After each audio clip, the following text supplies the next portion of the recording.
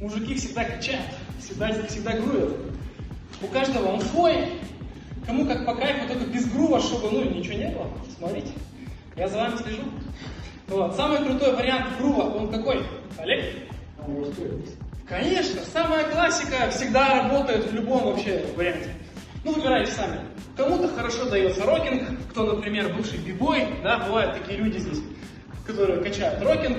У кого-то офигенно развита грудная клетка, как у Илюхи, примерно полметра шириной. Можно грудной покачать. Короче, выбирайте сами, главное, чтобы грув был. Мы благодаря груву что делаем? Держим ритм, даем вкус, движение. Короче, все вот эти ништяки, мы об этом уже 1000 раз говорили. Ну что, для справочки сделаем то, что вы, скорее всего, уже умеете делать.